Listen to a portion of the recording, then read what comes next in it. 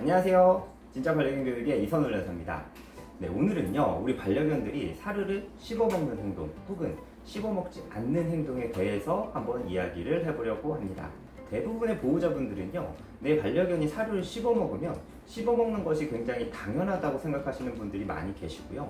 사료를 씹어먹지 않으면 씹어먹는 게 걱정이 된다라고 생각하시는 분들이 많이 계세요. 자, 그러면 여러분들이 생각하시는 것처럼 우리 반려견들은 사료를 씹어 먹어야 되는 걸까요? 여기에 대해서 바로 답을 드리자면 사료를 씹지 않는 행동이, 그냥 사료를 꿀꺽 삼키는 행동이 더 정상적이고 더 건강에 좋은 행동입니다. 많은 분들이 제 말에 의아해 하시는 분들이 많이 계실 건데요. 사료를 씹어 먹어야 된다고 생각하는 것은 우리 사람의 입장에서 강아지를 봤을 때 사람처럼 강아지를 생각해서 나타나는 잘못된 생각입니다. 여기에 대한 답은 사람의 치아와 반려견들의 이빨을 구분해 보면 쉽게 알게 될 수가 있습니다. 우리 사람의 어금니는요, 잘 씹도록 네모나게 생겨 있어요. 그래서 음식물을 먹었을 때 꼭꼭 씹어 먹을 수 있도록 만들어져 있죠. 근데 우리 반려견들의 어금니를 보신 적이 있나요? 우리 반려견들의 어금니는 사람과는 다르게 옆에서 어금니를 봤을 때는 이렇게 산처럼 뾰족하게 생겨 있고요. 우리 앞쪽에서 봤을 때도 이렇게 날카롭게 생겨 있습니다. 이렇게 이빨의 생김새가 사람의 치아와 다르다는 것은 당연히 용도도 다르다는 이야기겠죠. 우리가 반려견들의 이빨에 대해서 이해를 할 필요가 있는데요. 우리 반려견들은 지금은 잡식동물로 정해져 있지만 실제로 우리 반려견들의 이빨은 아직은 육식동물에 더 가까운 이빨을 가지고 있어요. 그렇기 때문에 식생활이 조금 다른데요. 우리 반려견들은 먹을 것을 얻었을 때, 그러니까 사냥을 해서 고기를 얻었을 때 그 고기를 싹둑 잘라서 삼킬 수 있는 크기가 되면 꿀꺽 삼키는 게 우리 반려견들의 식생활입니다. 그랬을 때 이 어금니가 하는 역할은요, 고기를 잘라내는 역할을 하기도 하고요. 혹은 단단한 힘줄을 끌어내는 역할도 하기도 합니다. 그리고 뼈에 붙어있는 고기를 잘 발라내는 역할을 하게 되죠. 그래서 우리 반려견들의 어금니는요, 사람처럼 맷돌의 역할을 하는 것이 아니라 칼과 가위의 역할을 하게 되는 것입니다. 그렇기 때문에 우리 반려견들은 적당한 크기의 먹을 것을 얻게 되면 씹지 않고 그냥 꿀꺽 삼키게 되는 거예요.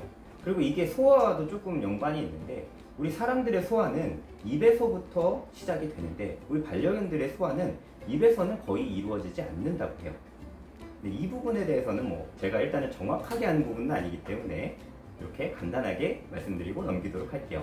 자, 이렇게 사람의 어금니와 우리 반려견의 어금니가 사용하는 용도가 다르기 때문에 우리 반려견들이 씹어먹지 않는 것이 굉장히 자연스러운 행동입니다.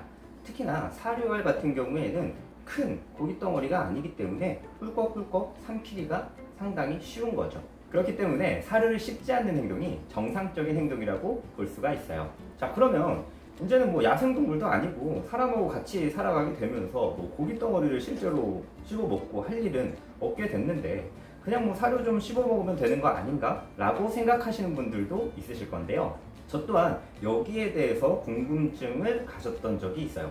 한 7년 전쯤인 것 같은데요. 그래서 그때부터 제가 무엇을 하기 시작했냐면 사료를 씹어먹는 강아지, 그리고 안 씹어먹는 강아지를 분류하고요. 이 강아지들의 이빨이 어떤지를 하나하나 확인해 보기 시작했습니다. 그러면서 제가 알게 된 사실들이 몇 가지가 있어요. 우리 반려견들의 치석의 상태는요, 나이에 따라서 점차 많아지게 되는데요. 그래서 그것을 보고 치석의 상태를 보고 반려견들의 나이를 추측해내는 경우들도 많이 있습니다. 그 정도로 치석의 상태는 우리 반려견들의 나이를 추측할 수 있을 정도로 치석의 상태는 나이에 따라서 적당히 쌓이게 된다라고 보시면 될 것 같은데요. 그 치석을 기준으로 해서 사료를 씹어먹는 반려견들 혹은 씹어먹지 않는 반려견들을 구분을 두고 관찰을 해봤는데요. 사료를 씹지 않는 반려견들은 그 치석의 수준이 적정한 나이대의 치석의 수준이거나 혹은 그것보다 깨끗한 경우들도 많이 있었습니다. 근데 반대로 사료를 씹어먹는 반려견들의 치석의 수준은요, 본래 나이에 있어야 될 치석의 수준보다 훨씬 더 많은 경우가 대부분이었어요.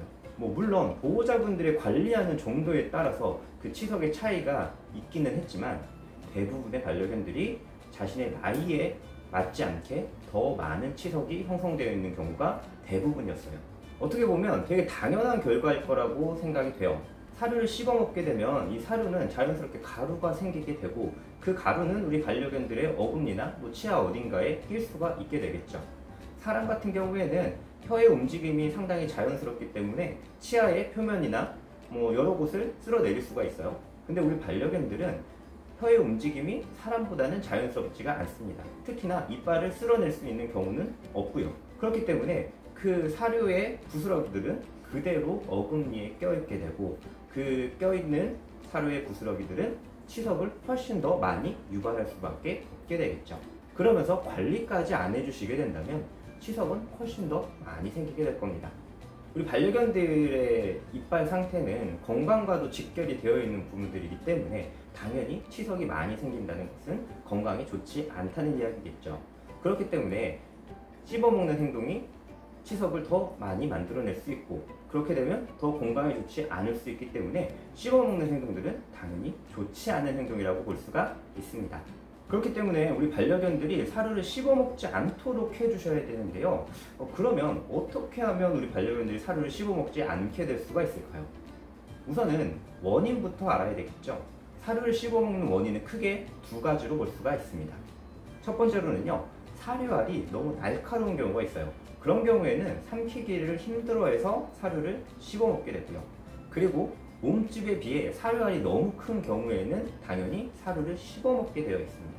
그리고 사료를 씹어먹는 두 번째 이유는요, 지난번에도 제가 간단하게 설명을 드렸었던 것 같은데, 먹이양이 너무 많을 때 사료를 씹어먹게 됩니다. 당연히 먹이양이 많게 되면 다음 끼니 때 배가 고픈 상태에서 밥을 먹게 되는 것이 아니고, 배가 어느 정도 고프지 않은 상태에서, 어떻게 보면 배가 조금 부른 상태에서 다음 끼니를 먹게 되면서, 그 끼니를 먹을 때 조금은 깨작깨작 먹게 되면서 사료를 씹어먹는 행동들이 더 많아지게 되는 겁니다. 그래서 이렇게 대표적으로 사료알이 너무 날카롭거나 혹은 너무 크거나, 그리고 먹을 것을 많이 줬을 때가 사료를 씹어먹는 대표적인 원인입니다. 그래서 우리가 이렇게 원인을 알아냈으니까 이 원인의 반대대로 행동을 하게 되면 사료를 씹어먹는 행동들을 줄일 수가 있게 되겠죠. 아까 말씀드린 원인을 다시 한번 생각을 해보면, 사료알이 날카로운 경우에는 날카롭지 않은 둥글둥글한 사료알로 바꿔주셔야 되고요. 그리고 사료알이 너무 큰 경우에는 사료알이 작은 걸로 바꿔주셔야 되겠죠.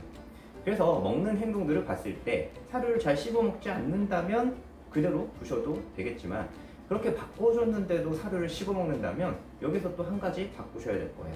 아까 말씀드렸던 것처럼 먹이양이 너무 많을 때 사료를 씹어먹게 되니까 먹이양을 줄여주셔야 되는 겁니다.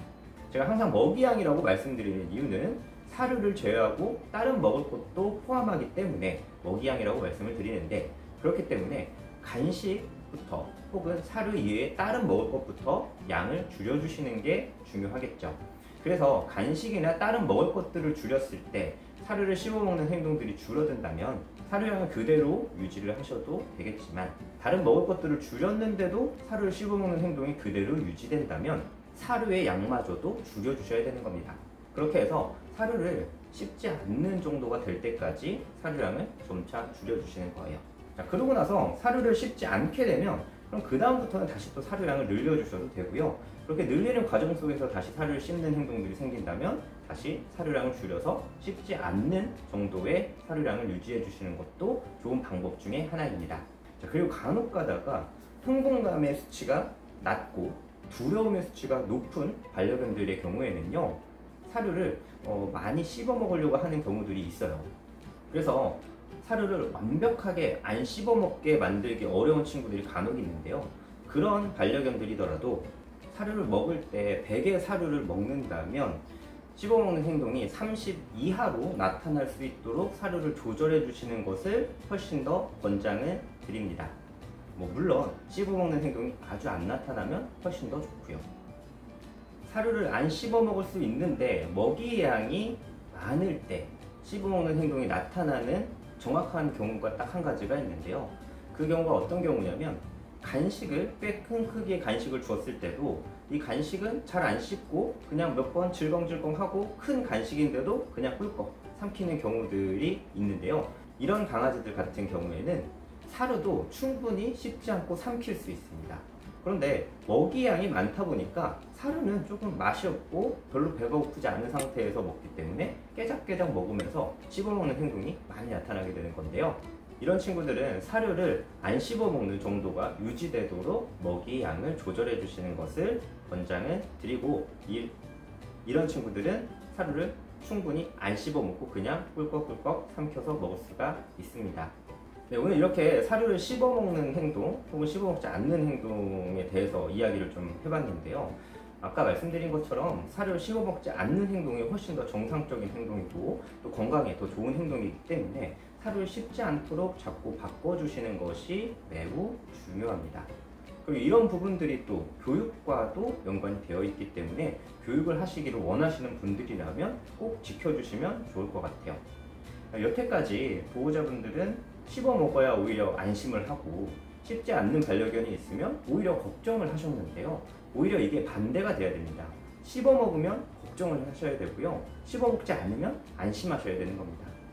우리 반려견들이 밥을 먹는 모습은 우리 보호자분들이 느끼셨을 때는 조금은 허겁지겁 먹는다라는 느낌이 드시는 정도의 급식을 유지해 주시는 것이 훨씬 더 바람직한 급식을 하고 계시다고 생각하시는 게 맞을 것 같아요.